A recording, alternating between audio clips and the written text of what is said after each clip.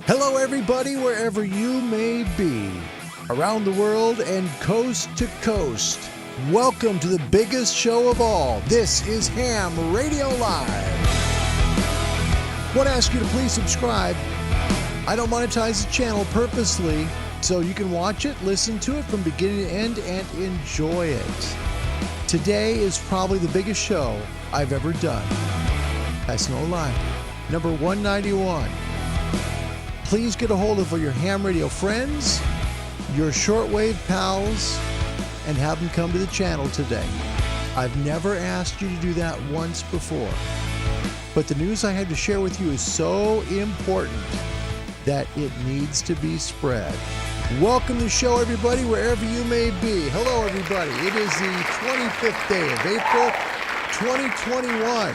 We've got some big news, and a show that I had originally planned for Wednesday is now going to happen today. It's going to be today, all right? This is truly important. Let me share with you some information, and I want to do this because we had a young man named Izzy who came on the last show and talked about something that was really important that came on to our show, where he had been told that there was a coronal mass ejection from the sun. Now, this is very important. If you're not in amateur radio or you're new to it, this can be a serious issue for us on the HF bands. I'm going to show you a very special presentation in two parts today from the Radio Society of Great Britain, who will explain exactly what this means and the impact it will have here to us on Earth. By the way, that solar storm, this big issue, is supposed to happen starting today. Okay? This is fresh news. Yep, this is fresh news. All right. So let me first begin by talking about exactly what has been issued. Okay? So you can understand exactly where we're at and hopefully be able to understand where we're going with this. The video is going to explain everything. In the meantime, I'd like to ask you, please subscribe if you haven't. Please subscribe. I don't monetize this channel. All of the stuff that you see here, everything I paid for. And it's something that I do to give back. It's my way of giving back for the 19 years of ham radio that I lost because I just couldn't learn Morse code. I did the best I could. I tried the hardest I could. I couldn't learn it back in 1977. 19 years I didn't know that they took code out.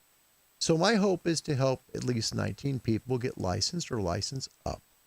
That happens by subscribing to the channel, and you doing that means the world to me, because that way when people search on YouTube about how to get their ham radio license, this show might pop up and they may be able to be helped. So I appreciate you doing that. First, the news. National Weather Service's Space Weather Prediction Center still has a geomagnetic storm watch in effect for today due to a significant, potentially Earth-facing coronal mass ejection impact. According to the SWPC, a partial halo coronal mass ejection was associated with a C3 level flare from region 2816 on the Sun.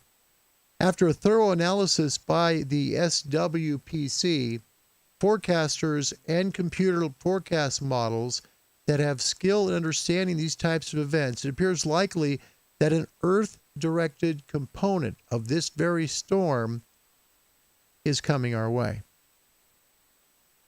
It says the blast is due to arrive early to midday on the 25th of April. Okay? The forecast is that it will be a G2 geomagnetic storm, G2. All right?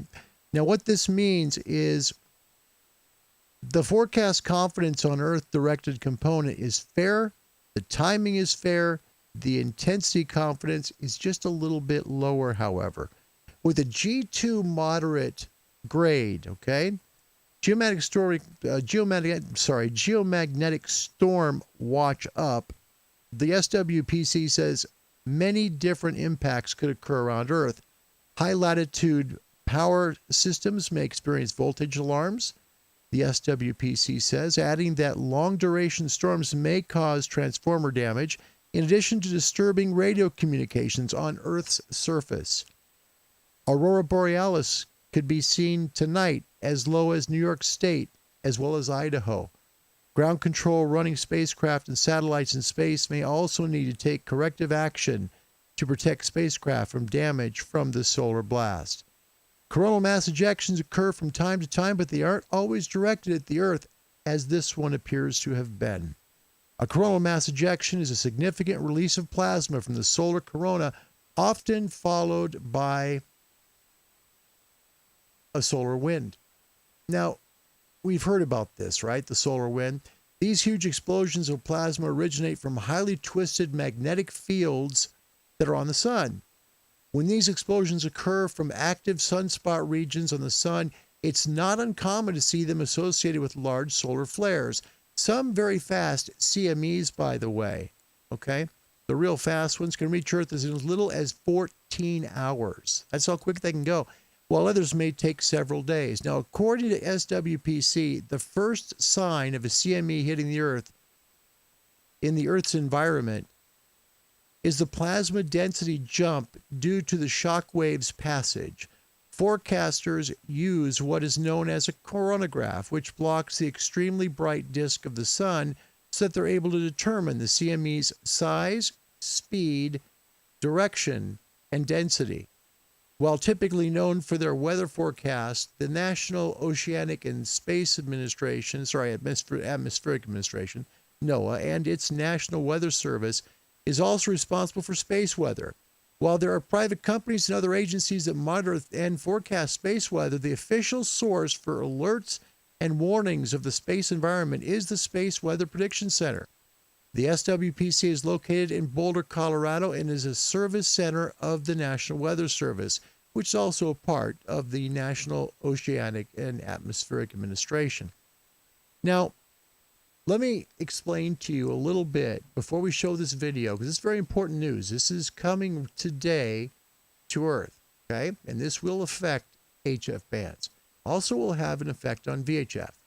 Let me show you today what the current Qrz forecast shows for our basically for Earth today, okay? Qrz forecast today is that we have a 59% chance of a solar flare probability, 59%, which is pretty high, right? We also have a low latitude aurora of 67 degrees, okay? So that's quite low. That means the chance of this storm hitting are actually quite high. So let me show you a video that will help explain this, I think, in a little better terminology than I can. It was done by the Radio Society of Great Britain, and it's a phenomenal presentation. That's why I'm asking you to please invite your friends to come and join us today, because this truly is a very special show. It's news that's happening right now in ham radio that affects all of us, whether we're in ham radio or shortwave radio. This is very, very important. First, if you'd like to get into amateur radio, please feel free and contact the ARRL. They're located at that's right, www.arrl.org. They'll help you get on the path to ham radio. If you don't know how to do it, let them know. If you're not in the U.S., you're somewhere else, they'll help you, okay? Next, if you're in Canada, they've got a great radio club there called the Radio Amateurs of Canada. Find them at www.rac.ca. In the UK, they've got one of the best radio amateur clubs in the entire world there. They really do. The Radio Society of Great Britain will help you get licensed and do so in fine form. They really will. Find them online at www.rsgb.org. Okay. First, we're doing some hellos, then the news, and the news is very important. This is a great presentation. Before we do that, Tom is in the house from Great Britain. No, of course not. Why would he be in Great Britain? My goodness, Tom. Sorry about that. Tom's all the way in Bahrain, everybody. Welcome, Tom. Good to see you today, and thank you so much for coming to today's show. It's great to have you, my friend. His call sign is Alpha Echo 1, Tom Papa. in Bahrain. You can find him at Alpha 92 Golf Whiskey. He makes calls all around the world. Literally, he really does. Tom works very good, portably, right by the ocean, by the sea, does all the work. Thor also in Minnesota. Kilo Zero Tango Juliet Tango is here. Welcome, Thor. Nice to see you. Happy Sunday to you, my friend. Happy Sunday. Ishmael in the house is Juliet 72 India Mike Sierra. Welcome to the show, Ishmael. He's coming from Dominica in the Caribbean. So there's the Middle East, North America, and the Caribbean. We also have Fred Durant here from Belfair, Washington. Fred's call sign is Kilo Germany 7 Whiskey Echo Quebec. Fred, thank you for being here today. Martin has joined us all the way from the Netherlands. Martin, thank you for being here. His call sign, Papa Echo 9 Tango India Golf. Martin, you know it's always a pleasure. And yes, I'm ready to receive messages. Yep. And ladies and gentlemen, boys and girls, children of all ages, are you ready? From Germany, Gunter is in the house today. Welcome, Gunter. Yes.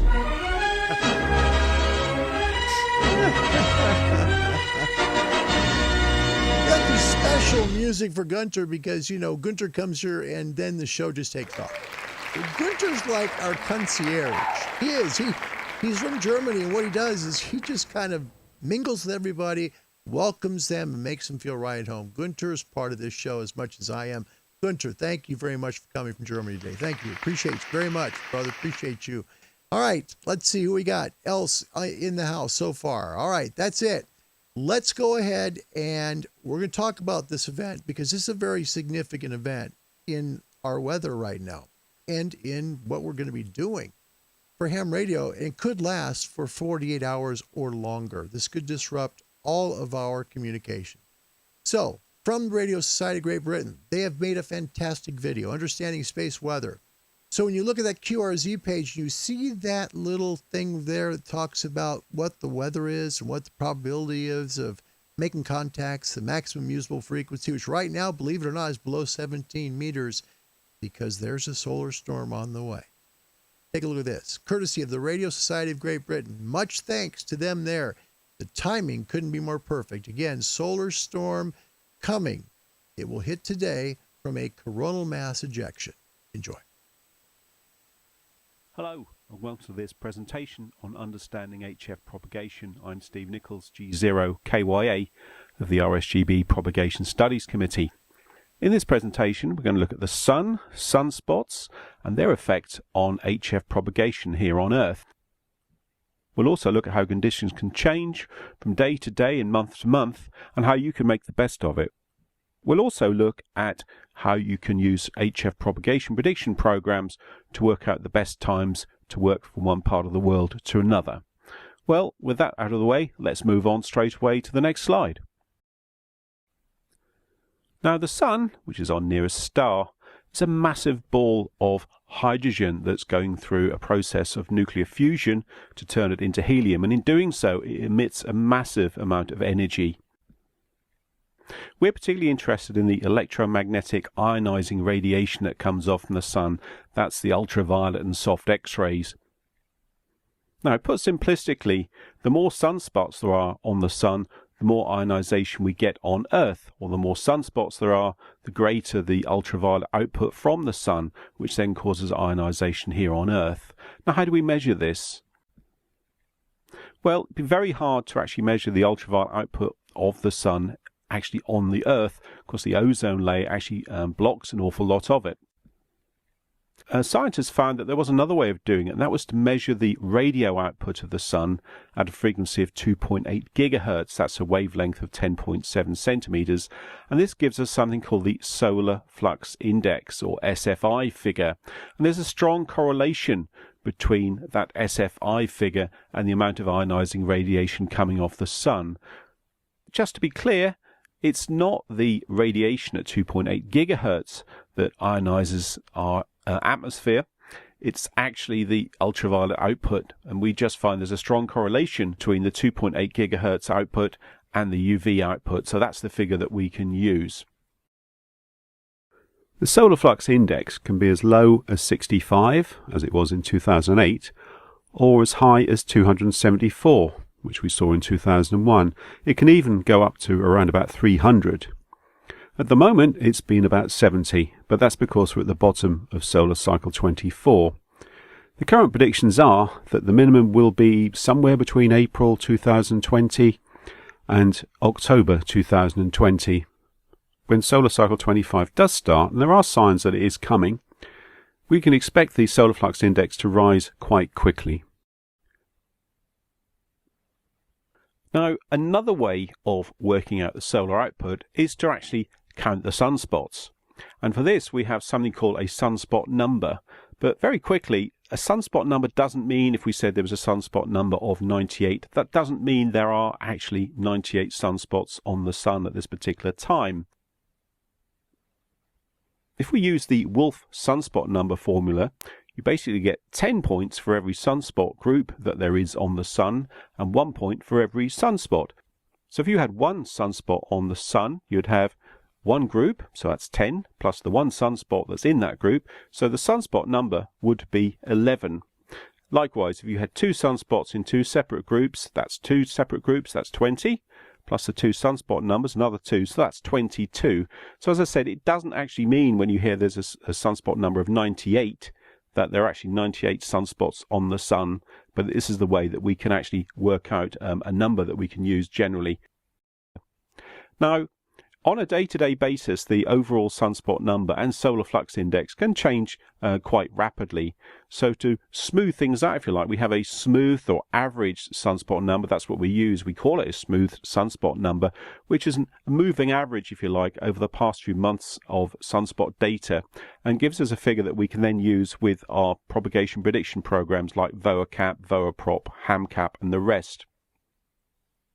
So this smooth sunspot number is actually very, very useful when we're using propagation prediction programs. Now, as I said earlier, the solar flux index can vary dramatically over the 11-year sunspot cycle, and this has a drastic effect on the maximum usable frequencies we can use on any contact across the globe. For instance, here we've got two plots. The lower green one shows a maximum usable frequency plot on a solar flux index level of about 65, which is the kind of thing you'd find at sunspot minimum. And as you can see, on a path from London to perhaps New York in October, you'd be lucky if you could use up to perhaps 18 megahertz. But then again, the yellow plot shows us another prediction with the solar flux index at 275. So that's the kind of thing you'd find at sunspot maximum. And it shows you that the maximum usable frequency is way above 30 megahertz. So it's at solar maximum that we find that 10 meters really comes alive. That's 28 megahertz. And you can work the world with very low power on 10 meters, where at solar minimum you may struggle to hear anything on 10 meters at all, apart from in the summer periods when we get sporadic E, which isn't really solar related. Now, in addition to having sunspots on the sun, we also get other phenomena, and one of them that can be a bit detrimental to Hf propagation are solar flares. Now, these are connected with sunspots, and these can be quite devastating for the Hf bands. With a sunspot, you have twisted magnetic fields, really. They're really tortured and wound up, and eventually something has to give, and they do. And when that happens, you get a massive output of ultraviolet and X-ray radiation from these solar flares, which then flows out to the Earth at speed of light. So in 8.5 minutes it reaches the Earth, and once it hits the Earth, this radiation can cause massive D-layer absorption and give us poor conditions on the Hf bands, especially on the lower bands. Now, these solar flares are classed according to their severity, and the most powerful ones are X-class solar flares. And we can measure the intensity of these flares, if you like, with satellites. And as I said, they're classed as A, B, C, M or X-class flares, with the X-class ones being the most violent of the lot. And within each X-ray class category, they're divided up into a logarithmic scale from 1 to 9. So therefore an X2 class flare is twice as powerful as an X1 flare, which again in turn is 4 times more powerful than an M5 flare. So if you hear any discussion about solar flares, they're usually given a category or letter category, and it's the X-class flares that are the worst.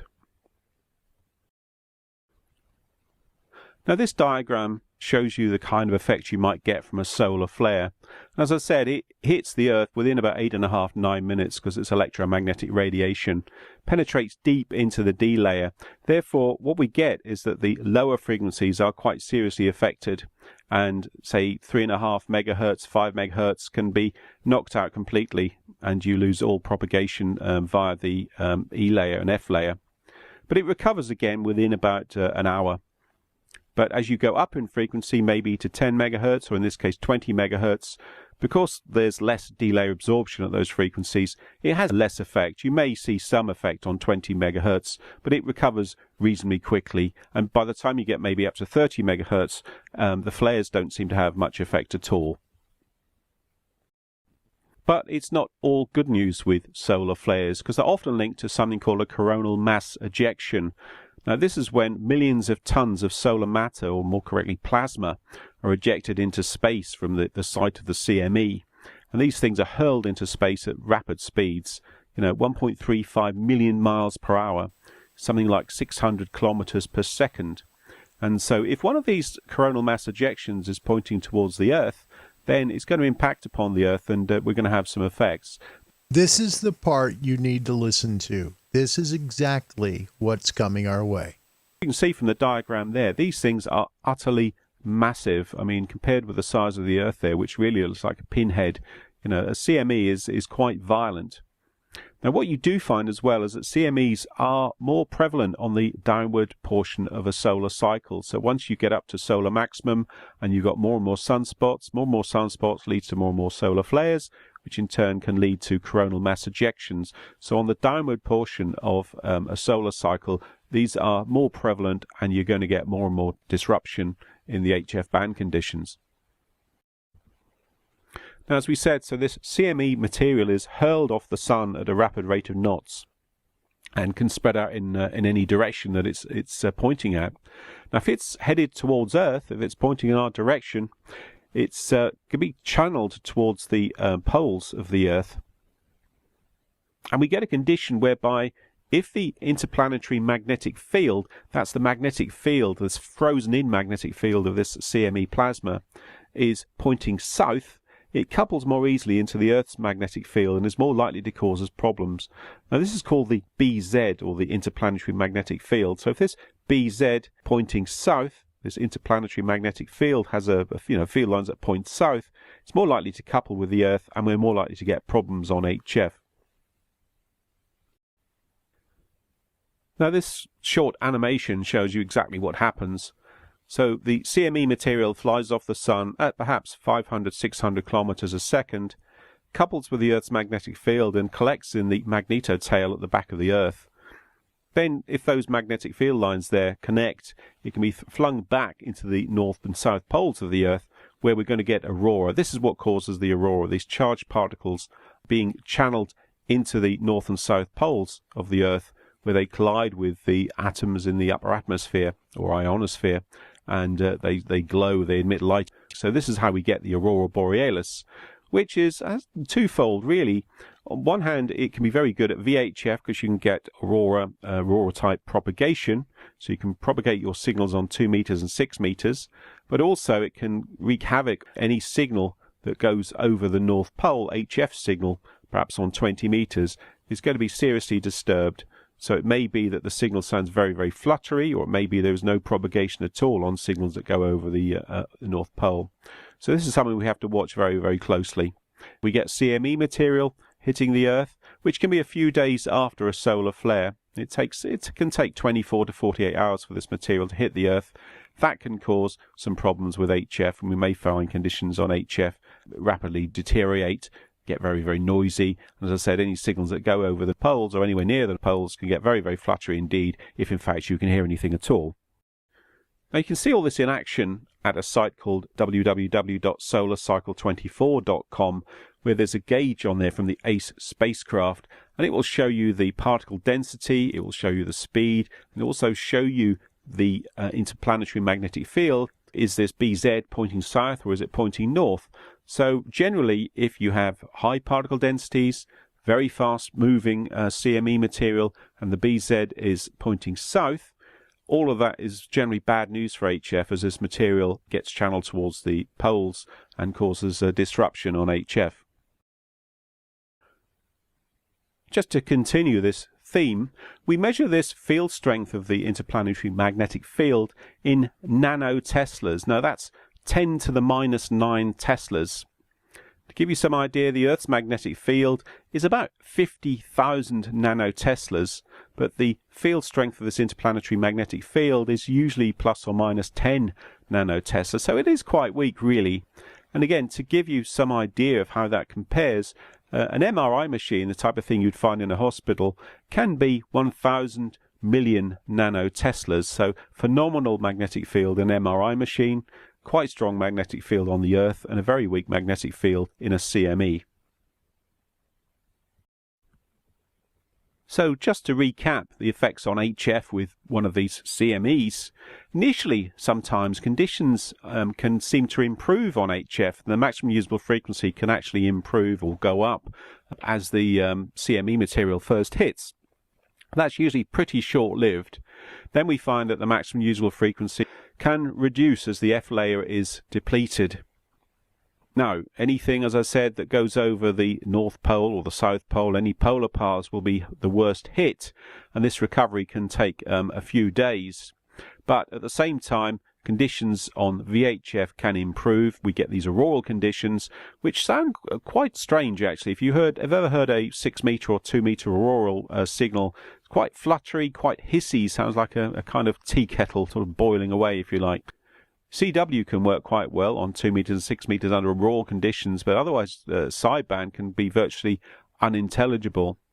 But also at the same time you get these visible aurora, such as the one in the photograph. This was taken in Iceland in April 2014 when we had a KP index of 3, which is not that severe as a geomagnetic storm, but is enough to show you that it doesn't take much to generate aurora in those regions. Now, just introduced another term there, which was the K index or KP index, which is a measure, a 3-hourly measure of the effect of these particles hitting the geomagnetic field. And it's a logarithmic scale that goes from about 1 to 9, really. And we generally think of auroral conditions as being with a K index of perhaps 4 or 5. So again, the solarham.com or solarcycle24.com website, it's both the same website, just different URLs for it, can show you the current K index.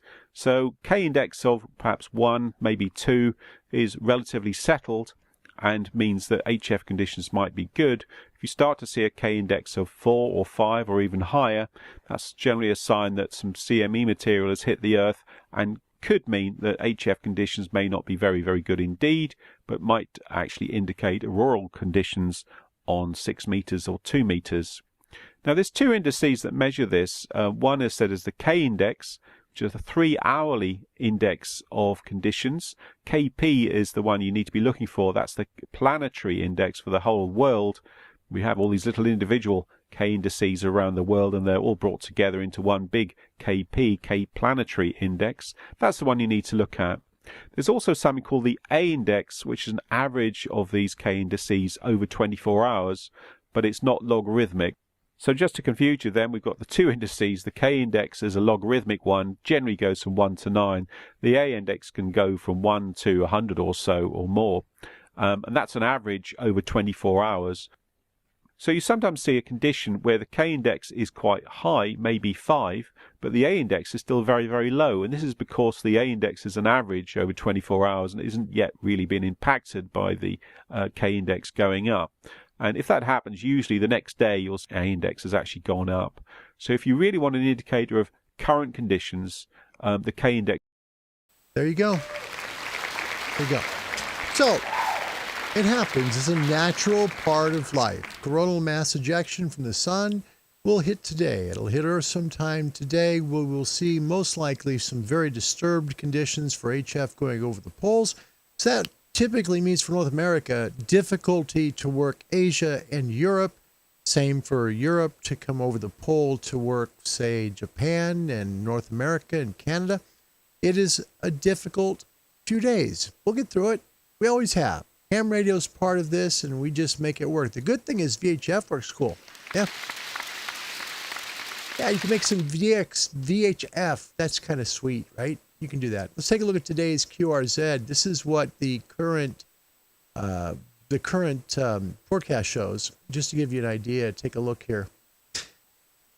So if you look at the numbers there in red, okay, the Aurora Latitude, quite low. It's 67.5 degrees, which is very, very low. So you can tell, I mean, this is going to be, you're going to see the Aurora possibly in states like, Idaho, the northern states, Idaho, North Dakota, Minnesota, New York, all of New England, most likely. And look at the solar flare probability at the very bottom, 59%. That's a very, very big number. Currently, the maximum usable frequency at Boulder, Colorado is only 16.92 megahertz. That's all it is. So this is these are numbers that would be normal for something like this to happen. So what does that mean for us in ham radio? It means we make calls. It means you turn a radio on. It's not going to hurt your radio. It just means that your radio is not going to maybe make calls over the pole because it's going to be disruptive. But if you want to point your VHF antenna towards the north or towards the south, you can make some pretty cool calls. So this is a great opportunity for folks that are into VHF stuff. Absolutely. There you go. Had some folks show up. Want to say hello to you all. Thank you for coming. John from Canada. His call sign is Victor Alpha 2BD. Hi, John. Happy Sunday, buddy. Good to see you. It's very good to see you. Dave is here. Dave, Whiskey Bravo 4, Oscar Romeo Charlie /7. Larry, thanks for the educational program today and glad you moved it up from Wednesday. Dave, thank you very much for coming. That's a very kind comment. Thank you. Yeah, thank you. What other choice, right? I mean, it's like, what are the, these don't happen all the time. And the thing is they do, but when they are happening and it faces Earth, that is when it's kind of rare. So this one is, and it's coming, and it'll affect us today. And there's a comment I saw, I got to get there. Robert Varner, one of the greatest comments in the history of ever. This is awesome. Look at this. CME equals solar fart. Very well. Jeez. Yeah, for some reason or another, you sound a little taller on radio. That's awesome. Robert, thank you so much. That's great. Yeah, I guess you could look at it that way. Absolutely. Robert, thanks for coming to the show. That's pretty sweet. Yep. His call sign is Kilo Charlie 2 Tango Echo Lima. Thanks again, Robert. That's a great comment. Such a great comment. All right. So today, we already know we got a solar flare coming. Not a solar flare, a coronal mass ejection coming this way. So it's going to kind of mess things up. But the beautiful part is you might see the aurora down at lower latitudes tonight. Take a look in the northern sky. Could be beautiful and a very rare opportunity in the middle part of spring to see the Aurora Borealis because of the coronal mass ejection. So there you go. All right, today is Ham Talk Live. Hey, it's a great show. Today is a good one. We're going to talk about the QSO you almost had. It's like you're there. You're so close. You just need a little bit more. You're right at the edge of it. And then all of a sudden it just doesn't happen. Just like to this guy. Okay, or something. Yeah, but Bundy's going down a lot. 73, thank you. From Louisiana, got back, Louisiana. 73, Kilo Echo 5, Alpha Echo Echo, India Kilo 4, Uniform Papa, 73. 73 there, Santo. The full name is Vaughn, Victor Alpha Uniform Golf Hotel November. Full name is Vaughn. Nickname is VK. So IK4UPI 73s, take care. KE5AEE, clear. Cha-cha. November Tango 1 kilo, November Tango 1 kilo. A4UPI, CQZX.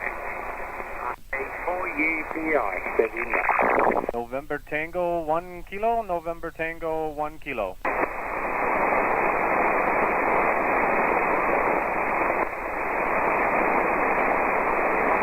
India Kilo 4, Uniform Papa India, CQZX.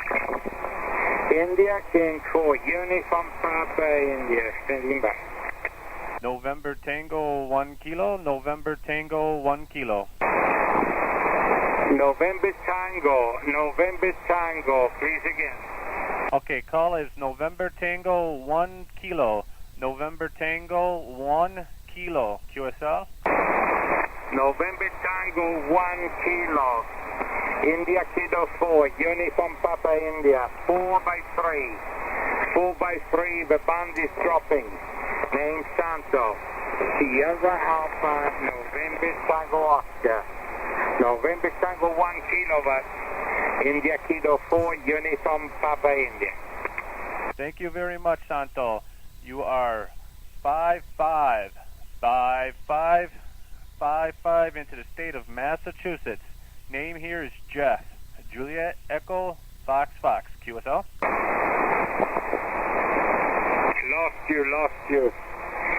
Lost you. India Kilo 4, Uniform Papa India, CQZX. There it is, the QSO that you drank your coffee to afterwards and said, doggone it, got away from me, and I was this close to getting it all done, and it just didn't quite work. What's the one for you? What's the QSO you almost had? You had everything ready, you made the call, you each had the call sign, and then all of a sudden everything fell apart, and you all of a sudden started screaming out that this was totally not your fault, right? Okay, let's talk about today on Ham Talk Live. We're going to welcome you from around the world. Right now, we got 3 continents in the house. Thank you for coming, everybody. Europe, we got the Caribbean, we got North America, we got Middle East. Wow, my goodness. Good show today. Good group. Thank you guys for coming. And as we go, it grows, which is a lot of fun. We've got Canada and North America, and we thank you for coming today to Ham Talk Live. This is a version we do of Ham Radio Live on Sundays, where it's all your show. You steer it the way it goes, and we get there somehow. It happens every time.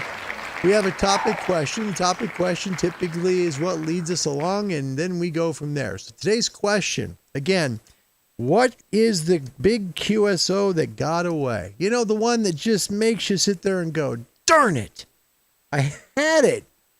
I just had it, and it just, something just messed up. And when that guy right there, what happened to him was that he had everything, right? He had it all right there, that poor guy. He had everything right there.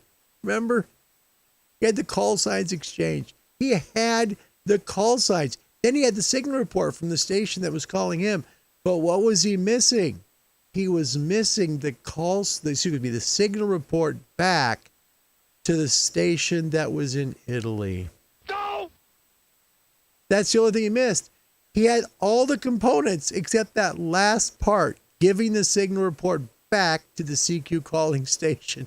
If he gets that, he has the QSO. That's as close as you can get in ham radio to making a call, but just not making a call. That's as close as it gets.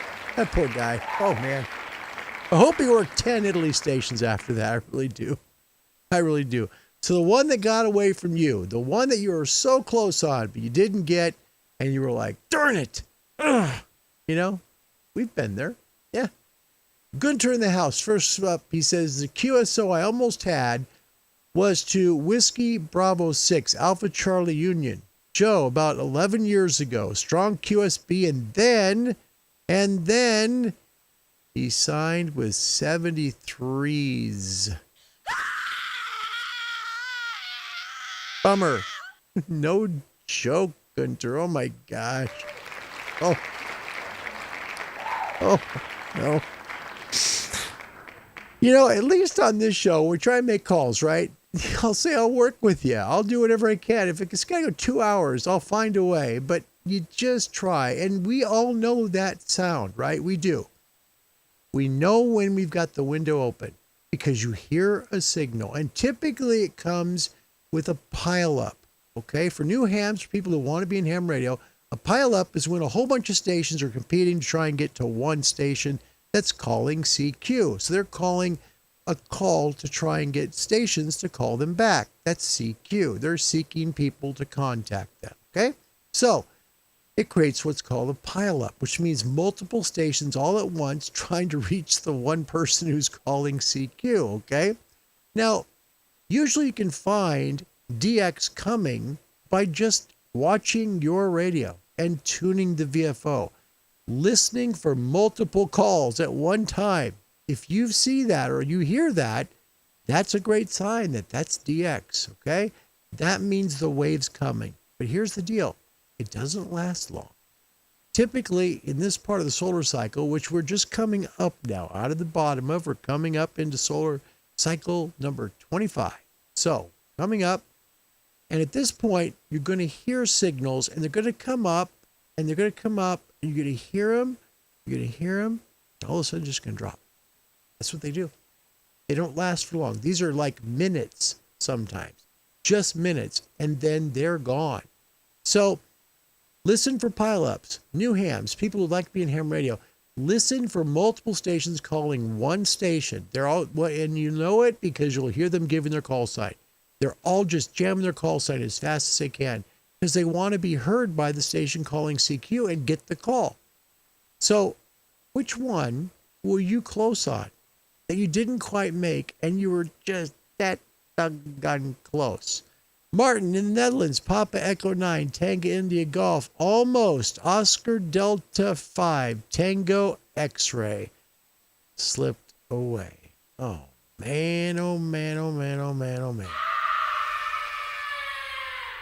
That's tough. Wow.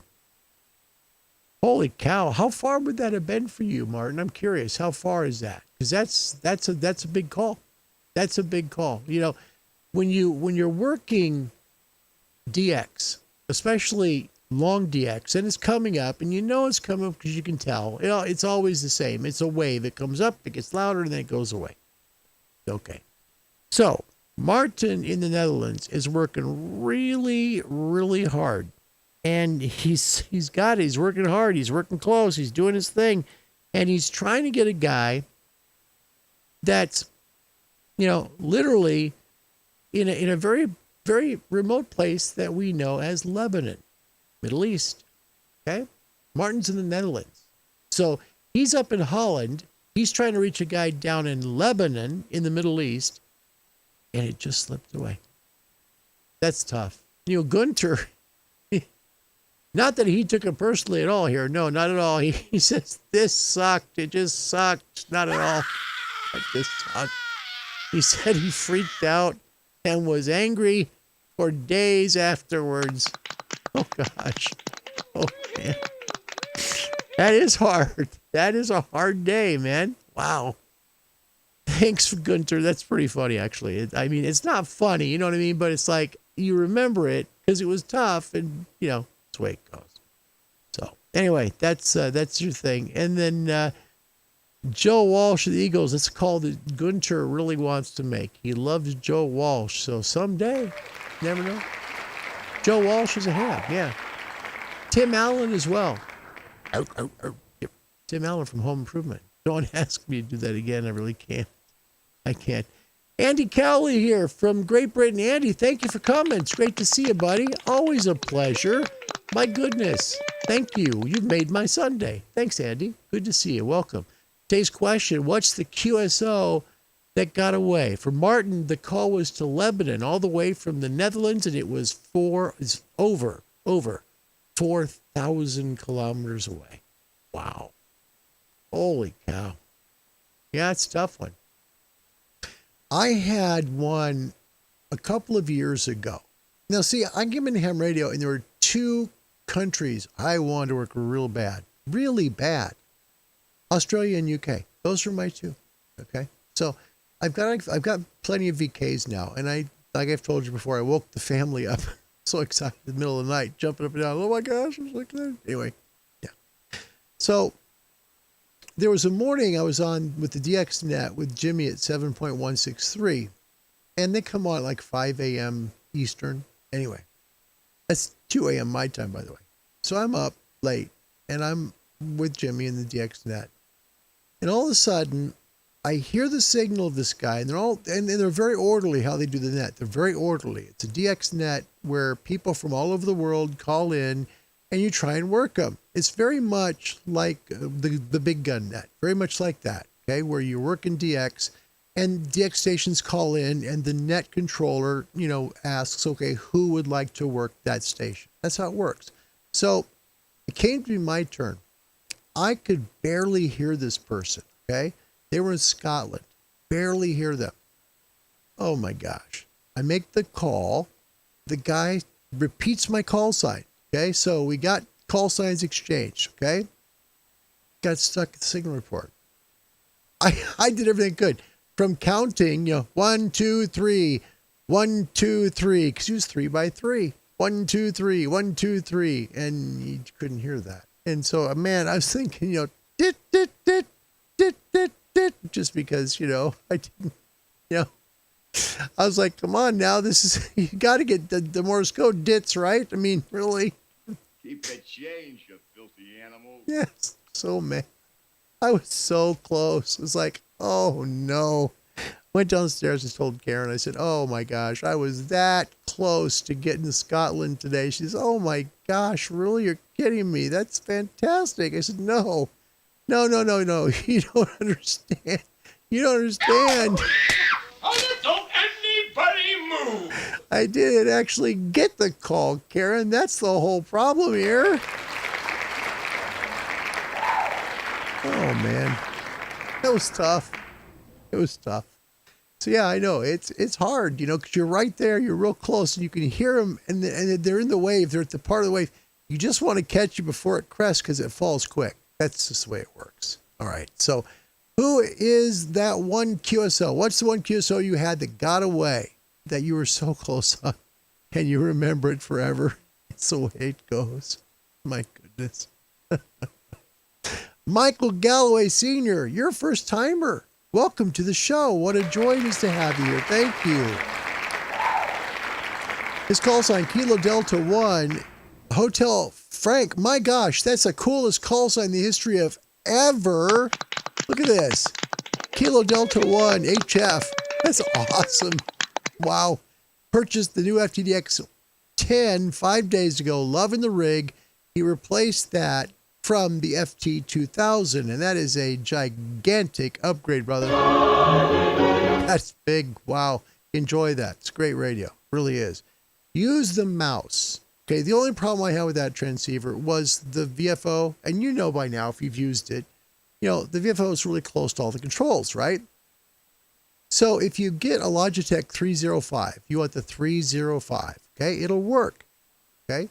Just put the wireless control right in that front, and you got wireless control. It's great with a mouse. It's fantastic. And that's one thing that radio does so well with the mouse. Plus you get the display. Congratulations on buying that. That's a great transceiver, Michael. I'm proud of you, buddy. Good job. Well done. Well done. Make it now 4 continents. We now have a Victor Kilo in the house. Welcome, Paul. Victor Kilo 4, Delta Papa Charlie. It's a joy to see you. Thank you, Paul, for being here. It really does humble me. Thank you, man. All the way from Australia. We're so grateful you're here today. Thank you, my friend. Thank you. Oh no. Oh no. Now they're out and they're doing Eagle song lyrics now. Oh no. Welcome to the Hotel California. No, really. Oh my goodness gracious. Wow.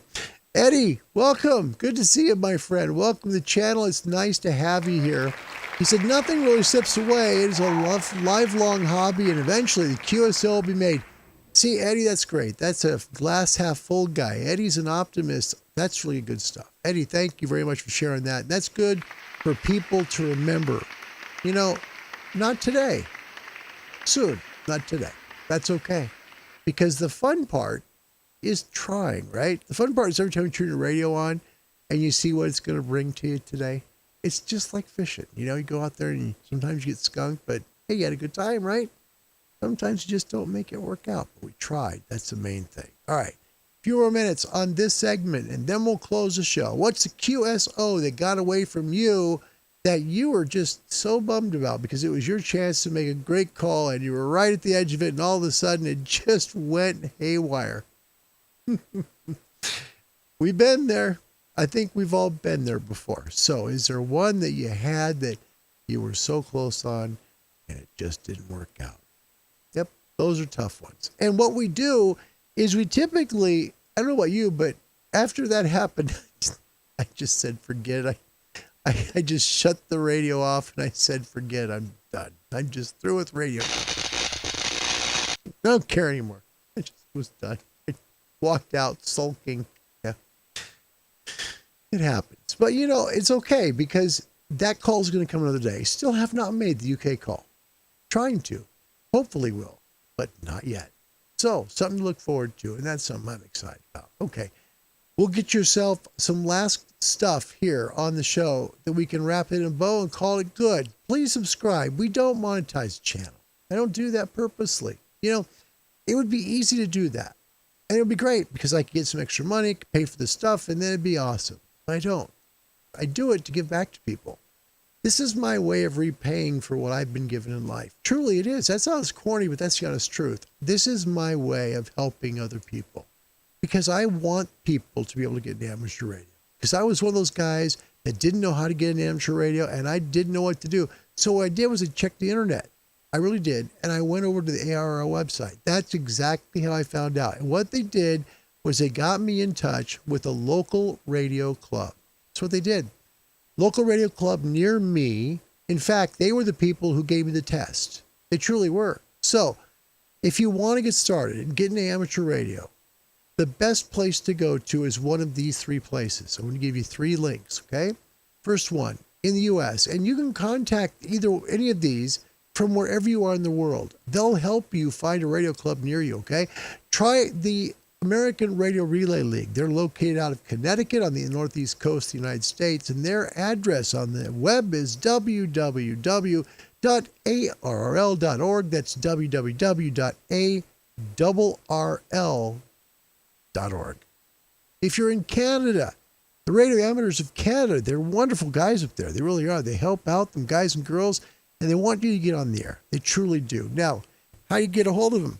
Pretty easy. They're at www.rac.ca. That's www.radioalphacharlie.ca. If you're in the UK, which has had an explosion in ham radio applications, contact the Radio Society of Great Britain. That's the RSGB. Contact them at www.rsgb.org. They will help you out big time. They really will. Speaking of them, I showed this before, but I want to show it again because for people who are on foundation license or, intermediate, or even if you're, in the US or Canada, this book will help you. I'm serious. It's really good. I've looked through this book and I'm amazed at what's in it. It's very well explained. Okay. It's put into segments. This is called the Exam Secrets Guide. Okay. So the Exam Secrets for Radio Amateurs. It's published by the Radio Society of Great Britain. They put this out and it's to help people get licensed in amateur radio. This is for you. This is to help you get licensed up from foundation up to intermediate, from intermediate to full, or from nothing to full, or to foundation, or to intermediate. You see what I'm saying? This will help you. It'll help you either get licensed or help you license up. And the way to get it is to contact www.rsgb.org. That's www.rsgb.org. It's got everything in it. I mean, a ton of great questions. These are the actual questions on the UK tests, okay? So we're talking the tests for all of the exams, all 3. okay? And it also explains things to you. It tells you the answers and why the answers are the way they are. It's not just a question and answer book. This is a guide. This actually is a guide that will help you figure out how to do ham radio. It really is. It's a fantastic book, and it will really help you, okay? And then at the end, it's got the answers for every single question on the exam. Get this from the Radio Society of Great Britain, www.rsgb.org. I want to thank Steve Thomas, Mike Zero, Alpha Charlie Bravo for handing that over to me. That was very kind of him. I appreciate that very much. Also, I feel like I'm in a cave. Hello. Hi, everybody. Back in the light. Welcome. Yes. Oh, you know what? I think I said that wrong. Pardon me. Michael, thank you very much for saying what you said. It's the 310, not the 305. 310. It's the same one that works on the Yaesu 101 MT and Delta, because it works on my 101 here, and it worked on my FTDX 10. So, yeah, the Logitech 310 series. Don't buy the 5 or 7. Don't go to Best Buy or one of your local, electronic stores and buy anything current. It will not work with an FTDX 10 or FTDX 101. It'll only work with the 3 series, and it's that's the 310. Some of the 3 series will not work with it, but the 310 does. So what Michael says here is very, very important. Please make sure if you're going to get an FTDX 10 or an FTDX 101, D or MP, make sure you get the Logitech 310. It will help you to have mouse control on the rig. It's good. Thanks, Mike. Appreciate it. With that said, I'm going to ask you to please subscribe to the channel. I don't monetize. It's my way of giving back, but I ask you to subscribe. Also, would you tell a friend for me about it? Because maybe they'll like it. Maybe they'll subscribe as well. And then we can get more people to know about amateur radio. Monday through Friday, I give test questions in the United States and Great Britain for the test for all of their licenses. From the technician and foundation license in the UK, those are on Tuesdays and Thursdays. To the intermediate and general questions, which are on Mondays and Wednesdays. And then we have extra full Fridays, where we do the amateur extra exam and the full license exam in the UK on Fridays. We play 20 questions, 10 from each country, and we give the answers and the reason why. So if you would be kind enough to subscribe to the channel, it would honor me greatly, and it'll help people find it who would like to get into amateur radio. That's the whole reason why we're here in the first place, okay? The whole reason why we're here. Having a cup of coffee, sitting by the radio, making calls, and having a whole bunch of fun. I love that clip. By the way, I had one of the greatest times last night on 75 meters. I really did. I got to tell you, I'm going to play a little bit of the audio, just that much. These guys, they're always on this frequency, and it's great. It's fun. It really is. It's just really, it was a total kick in the rear end fun time. It really was. Go to 3816 at night in the U.S. These guys are just down-home fun, old-fashioned guys who just talk like guys, okay? There's no organization to it. There's no net controller. Listen to this. I just got to play a little bit of clip. It's pretty good. Listen. Hi, everybody. It's time for a segment, something you're going to have a whole lot of fun with. Are you ready? Hold on. It did not play right. Why did that not render right? Where is that? There it is. Watch this. Hi, everybody. It's time for a segment, something you're going to have a whole lot of fun with. Are you ready? This was shot at 2 a.m. this morning. Let's go to that wonderful world, the world that we call the 75-80 meter net. Yep, the time when you find all the guys having fun on a Saturday night, just hanging loose and just, saying whatever they want to say. I've been listening for 20 minutes. Hang on. It gets good. I gotta tell you, I don't know what's going to be said, but I do promise you it will be fun. It will be definitely a good segment, and I do believe that by the time we're done, somebody's going to be smiling here on the show today. Let's get going on this. Let me get you audio. Here's a screenshot of the channel itself, of the show. This is actually on 3816. And this group of guys are talking from pretty much the Midwest and South. This is great. Listen.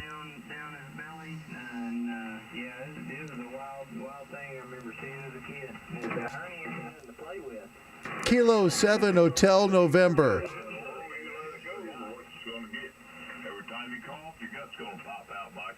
K7HN.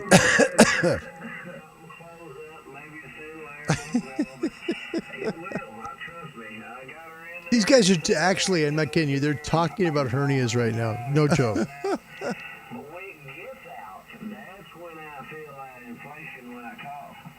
K7HN.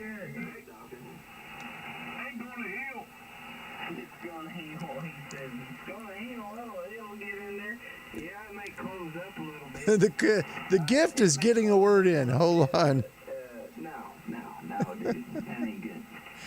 Kilo 7 Hotel November. Some kind of protection put on it, whether it be wire mesh. I don't think it's the wire mesh. You don't want to know what the wire mesh is for. You just don't. You want to know? No! It's doing some shack maintenance. Why not? I don't know how they fix it, but they do something else. Mike, have you ever had it repaired or no? K7HN, Kilo 7 Hotel November. So they couldn't get a word in. Like I said, probably 8 You can't get a word in with these guys. It was funny. like 8, I'm thinking. You can hear the signal in there. 98, 93, I don't know, it could have been 20 years. I'm telling you, we may not get a word in edgewise. Seriously. That's why I wanted you to hear this. My belly hurt for about 2 weeks, and I went back to work and lifted stuff and didn't know. And then I don't know when I got some one down there. Oh. I just noticed the one that something didn't feel right, but that didn't make me go to the doctor. When I pulled that mower out of the Okay. He pulled a boar. No joke. A boar. K7HN. He pulled a boar out of a hole. No kidding. No kidding. Hello, boys! I'm back! and they said, oh, you have a double one. And I went through Look at how many times I've tried to call in. But you can't get a word in with these guys. Kilo 7 Hotel November. They got a strong signal. and we've got another station, a 7 call coming there. Finally, they Kilo got me. 7 Finally. Hotel November. You guys are going to have me busting the gut here. Heard a Kilo 7 something. Yeah, Kilo 7 Hotel November. Kilo 7 Hotel November. Roger. Carry on, sir. I can't hear you, man. But you guys, I got to tell you, I've been listening to you now for over an hour, and I've had the ball of my life with some hearing from tires to whatever else you're talking about. Thanks for making my night. Funny as heck. There's Kilo 7 something. I done forgot the rest. There's also another station in the background, Standby 7. This is great. The other back station, try that too. This happens every night on this net, by the way. It's Saturday 3816. These are a great group of guys. I mean that. Enjoyed listening to us for the last hour. Good evening, sir.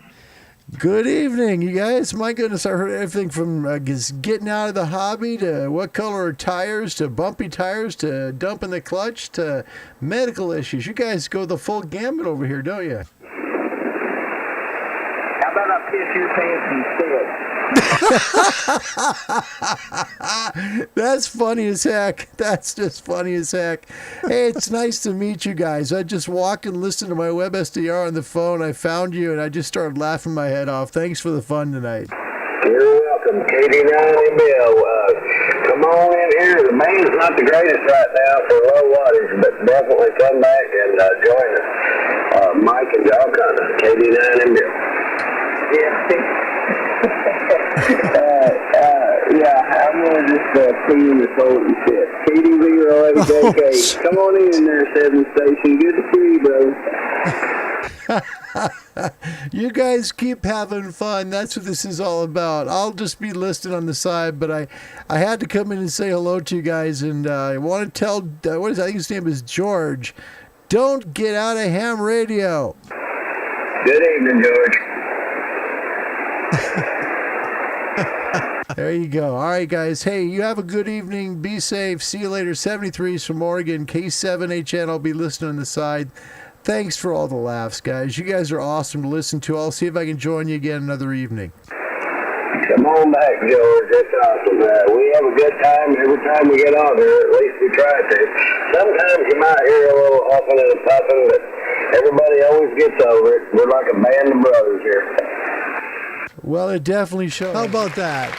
That's no joke. That's the 3816, guys. It's not a net. It's not done like a net. It's just talking, and they're talking over each other, and then someone's doing Morse code. And it's just the funniest darn thing I've ever seen, ever on the ham bands. It was just absolutely. It was almost hypnotic to sit there and watch this thing, and I mean to listen to it, because it just kept going, and it kept going and going. So if you ever have a chance to.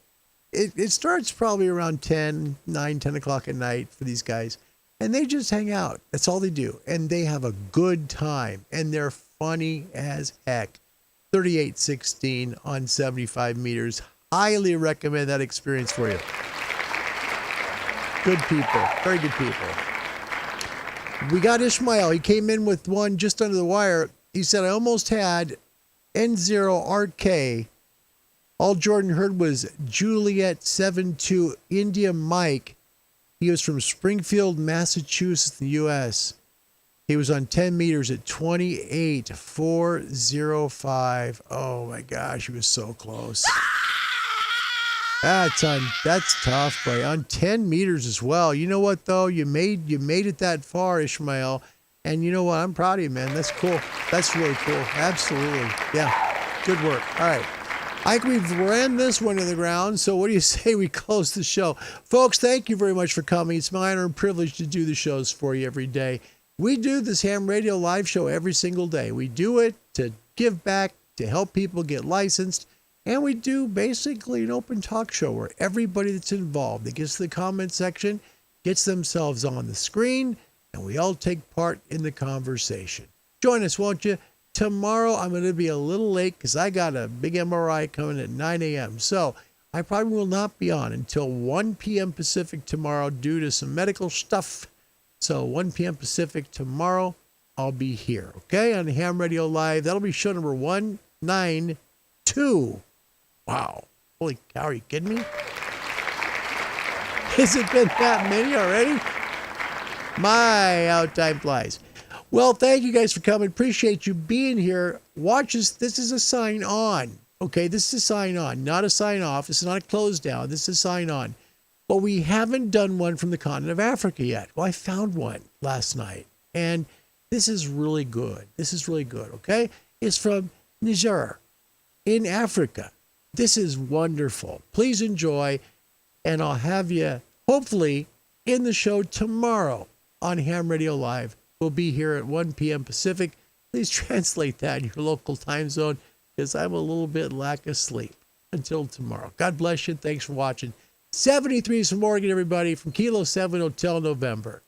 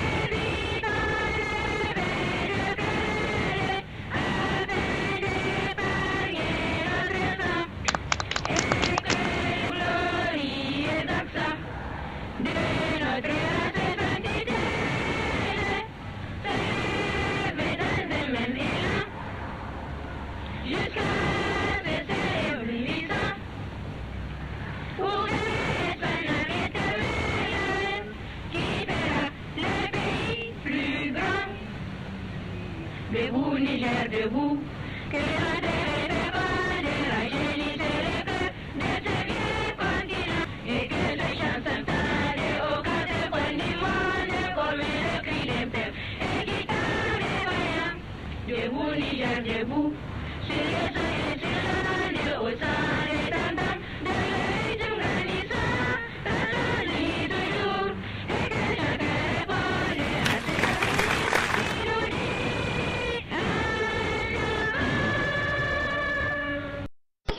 That's all, folks.